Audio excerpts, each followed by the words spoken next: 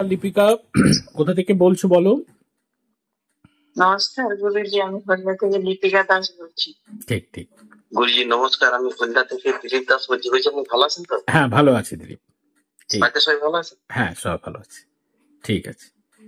Already Lipika আমরা already কনসালটেন্সির মধ্যেই ধরলাম যে একটা তোমার হচ্ছে পশ্চিম দিকে একটা নীল এবং ইয়েলোর একটা কম্বিনেশনের জিনিস রাখা আছে এবং যেখানে কোনো একটা ফাইটিং সিনারিও থাকবে এবং সেখানে উপর নিচ বরাবর 2 কানেকশন এবং 8 দিয়ে কানেকশন থাকবে, যেটা সরাসরি আমরা পেলাম।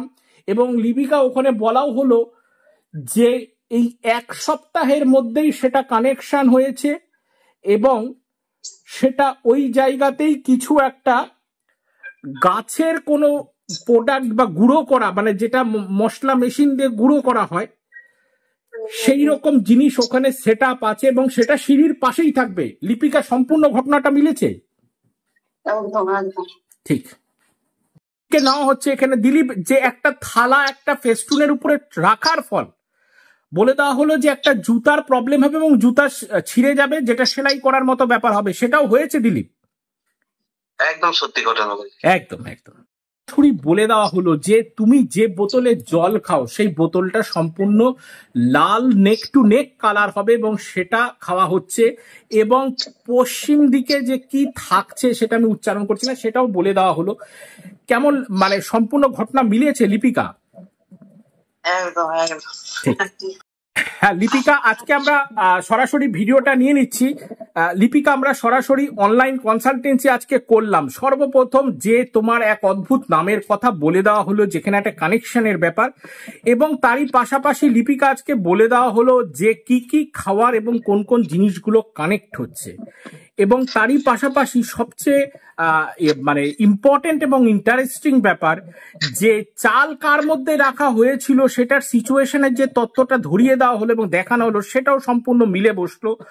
এবং লিপিকার সরাসরি যে তুমি মোবাইলের মধ্যে কি কানেকশন হচ্ছিল সেটা পর্যন্ত সে পিকচার সিনারিওটা তুলে ধরা হলো।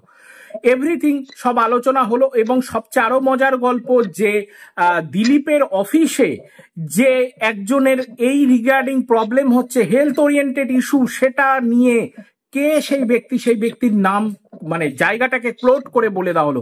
সমস্ত ঘটনা লিপিকা মিলেছে কিনা?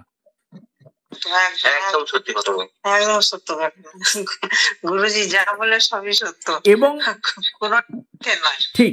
এবং লিপিকা আজকে অবাক কাণ্ডও শোনা গেল, সব মানে আশ্চর্যজনক ঘটনা যে যখন আমার অ্যাপয়েন্টমেন্টের টাইম থাকে সেটা যত রাত্রি হোক দীপিকা কিছুতেই ঘুমায় না এবং ও জেগে থাকে। তোমরা ঘুমিয়ে পড়লেও দীপিকা তোমাদের পাশে সবসময় জাগ্রত থাকছে যে আজকে গুরুজির অ্যাপয়েন্টমেন্ট আছে বলে। মোটামুটি জেগে বসে ও যা জেগে ওকে যত ওকে চাপড়া মারো কিন্তু ঘুমাচ্ছে না। ও দুপুরবেলা ঘুমিয়ে নিয়েছে যে গুরুজির সাথে আজকে অ্যাপয়েন্টমেন্ট আছে, ঘুমাবে না। ঠিক ঠিক। গুরুজি বসে থাকে ও সারা রাত জেগে থাকবে, ওর চোখে ঘুম নেই। ঠিক ঠিক ঠিক ঠিক ঠিক। লিপিকা, দিলীপ, দীপিকা তোমরা সকলে স্যাটিসফাই তো? একদম একদম। মানে গুরুজির কথা কি বলবো, মানে নতুন করে তার বলার কিছু নেই। ঠিক, মানে সুন্দরভাবে যা বলেন আমরা সেইভাবে আমরা করি। ঠিক ঠিক ঠিক। তোমরা সকলে ভালো থাকো, আনন্দে থাকো এবং সুখে থাকো। জয়।